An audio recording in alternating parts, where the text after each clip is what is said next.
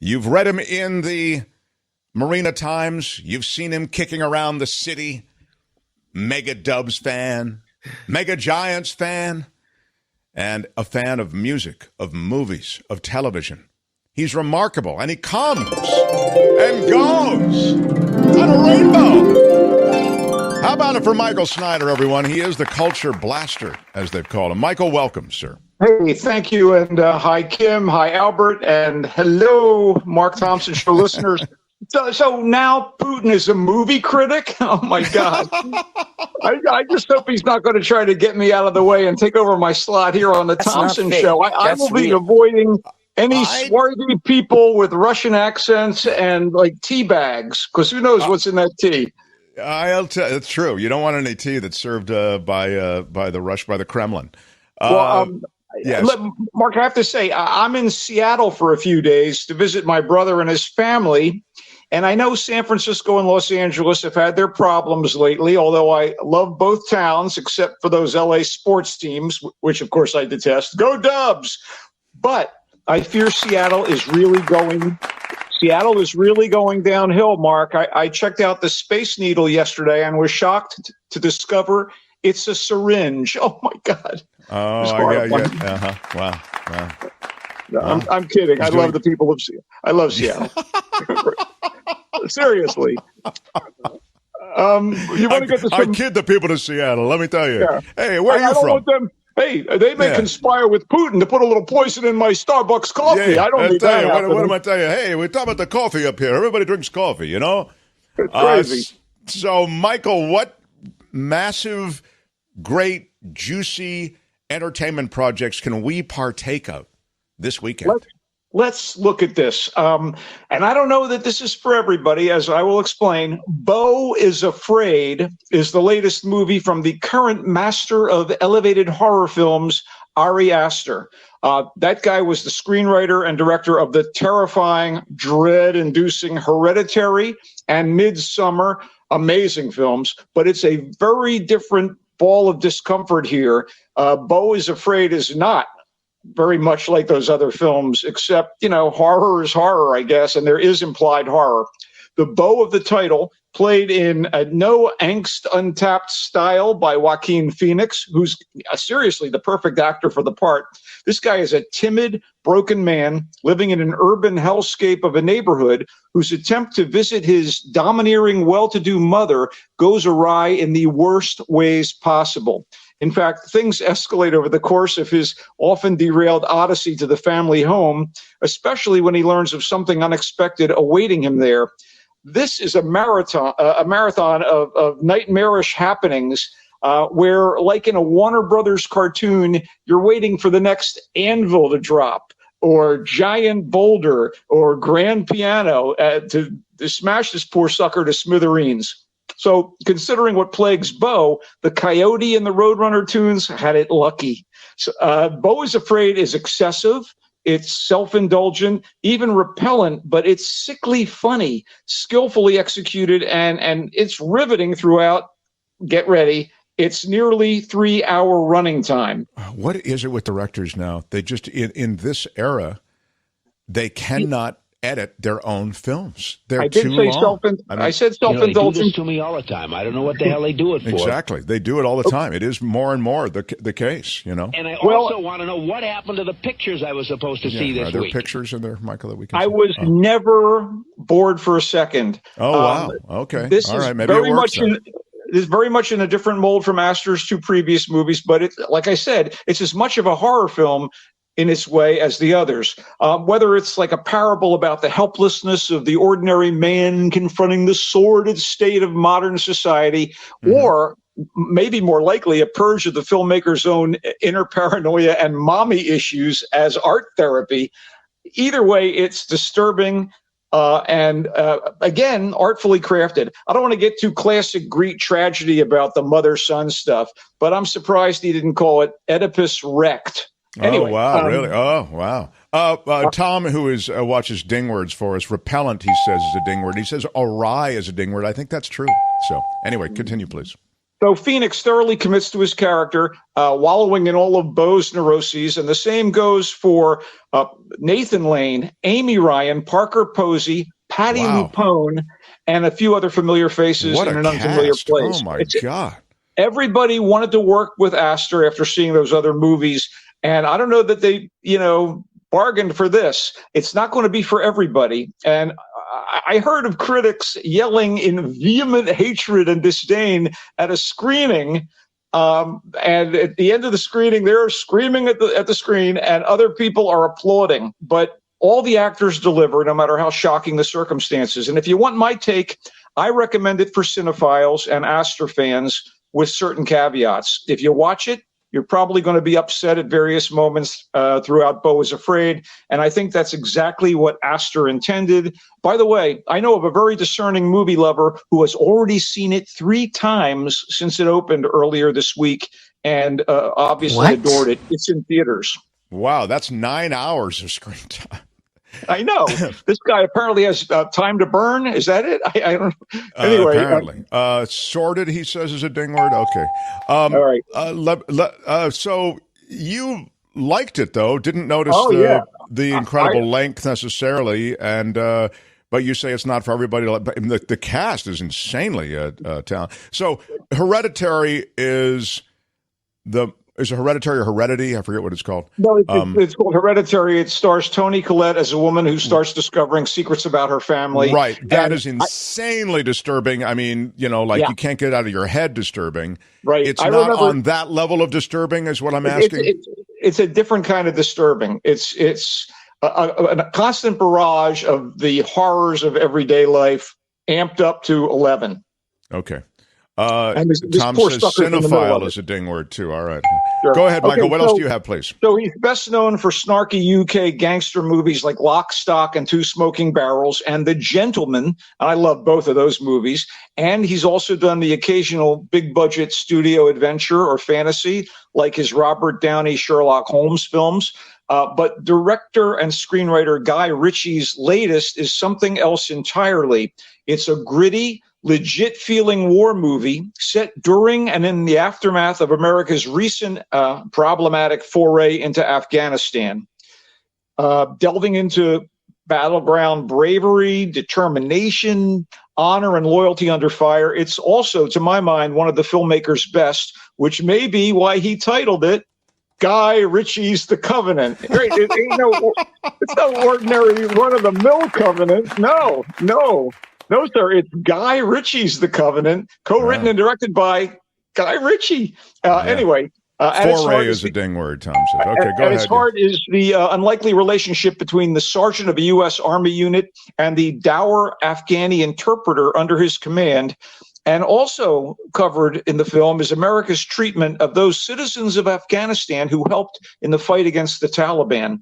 The soldiers led by Sergeant John Kinley, played in very canny, no-nonsense style by Jake Gyllenhaal, are tasked with rooting out and destroying Taliban weapons caches with the assistance of interpreter Ahmed, played by Dar Salim, with a quiet air of deadly efficiency. So when Kinley and Ahmed are forced to flee an in-country ambush, circumstances forge a bond between these two very dissimilar individuals. The Covenant is as much about trying to repair broken promises as it is about white-knuckle firefights, and as much as it is a tale of survival against daunting odds. The performances and the drama here are powerful, and the scenes of warfare and survival are wrenching. Guy Ritchie should be proud of Guy Ritchie's The Covenant, which is in theaters this weekend. Wow. Apparently he is proud. Good. That sounds like a winner. Okay. I love the Guy Ritchie stuff, just as do you. What else do you have?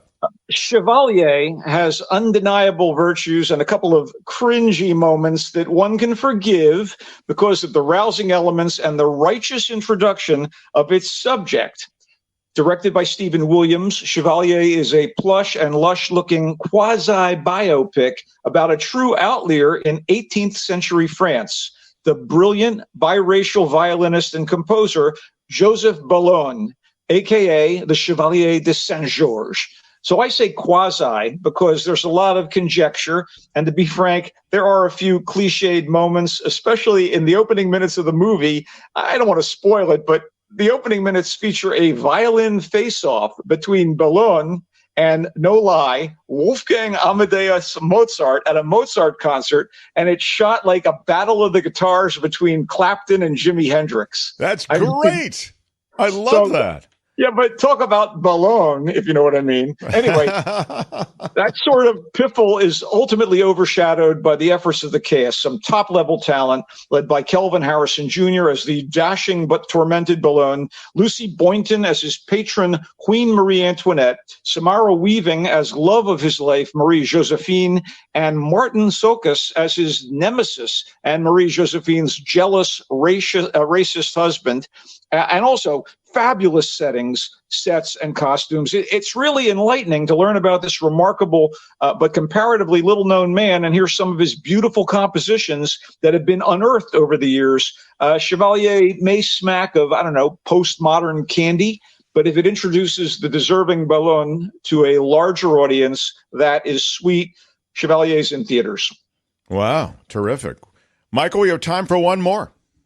Well, let's talk about Ghosted because, people will be able to see it on Apple Plus, and I thought it was a wasted opportunity with two charismatic stars, Chris Evans and Ana de Armas, a lot of talented and well-regarded supporting players, and a lot of fancy action on the screen. And the problem is it's stunted, and there are a lot of stunts, by a script that starts out with the promise of a fizzy romantic comedy featuring mismatched partners. He's a book-smart farm boy, and she's an international sophisticate who meet at a Washington, D.C.'s farmer's market.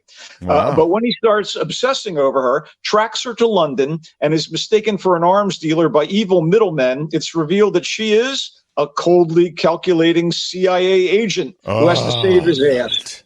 I know. They begin bickering, and the movie turns noisy, clumsy, and predictable with callbacks to better adversarial action rom-com. Will they survive the onslaught of spies and assassins? And will they get past their differences to find true love?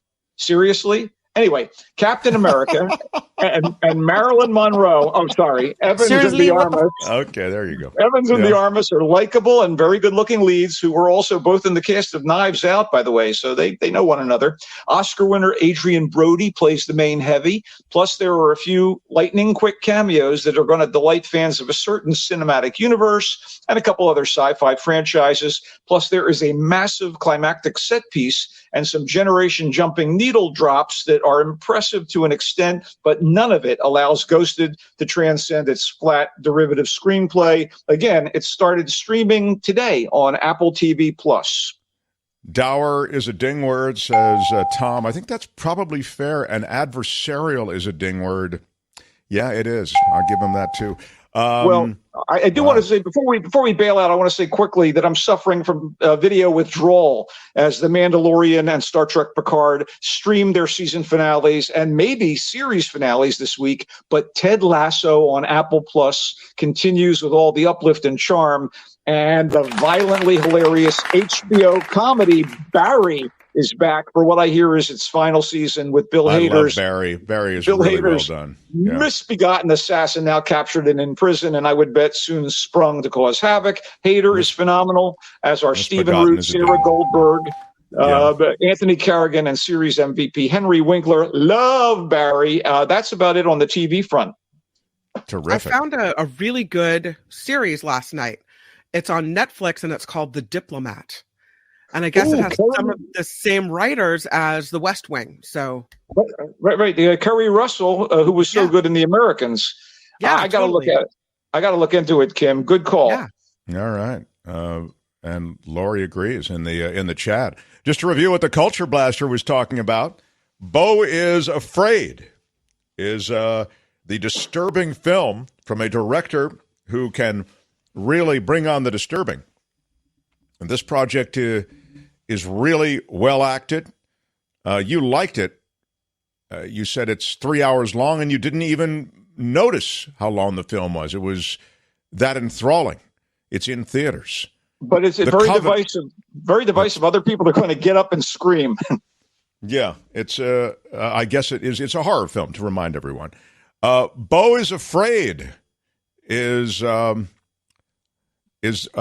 one. The Covenant is the Guy Ritchie gritty war movie. In fact, it's called Guy Ritchie's The Covenant. Stars Jake Gyllenhaal in an effort, from what it sounded like, to get out. Was it a translator or something? Or at least working with some who we worked with in Afghanistan. And I say we, meaning the Americans, and the effort to do that. Is that a fair summary? It's in theaters now. Eventually it comes to that, but first there's the bonding under fire. I see. Okay, yeah, it's a war movie and an action movie. So. And a good one. And a good one. Yeah, he likes it, and it's in theaters. One of his best, actually, is what Michael said. One of Guy Ritchie's best. Chevalier is another one that he liked. I got that you didn't love Chevalier. You liked it. Is that fair? Yeah, I thought it was beautifully done, but again, there were some obvious moments and some pandering here and there. But you can't fault the beautiful art direction. The acting was first rate, and it's a great story for people to know because this is a guy that people don't really know about. Yeah, true story. Pandering is a ding word. Ghosted is the Chris Evans Ana de Armas piece that could have been so much more with these hot firecracker actors with the rom-com energy.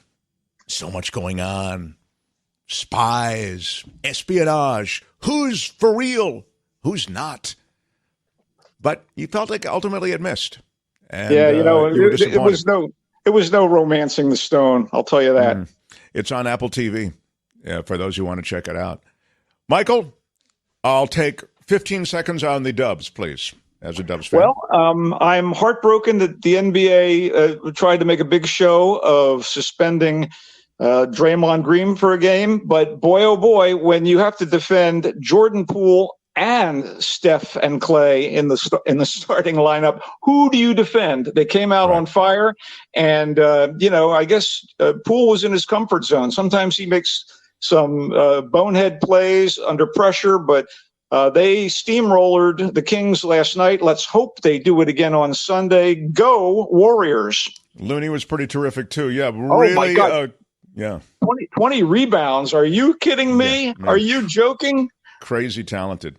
You can read them in the Marina Times. You can find them here on Fridays. When will we see the first AI-generated movie? I think it's soon is the answer to that, Mackay. Wouldn't you agree with that, Michael? Yeah, well, dude, apparently Chat GPT wrote that movie Ghosted from the looks of it. What the hell is going on in the United States of America? Oh, Ron with his voice went up. What the hell is going on in the United States of America? There it is. But it's true. I think parts of some of these movies are being punched up by ChatGPT. That's my sense. And it's one of the big questions that the Writers Guild is going over now in their negotiations. What should be permitted? So it's a really on-point question. I saw an external hard drive on the picket line. I couldn't believe it. It comes and goes on a rainbow. Bye-bye, Michael. Bye, guys. Michael Snyder, everyone. Wow.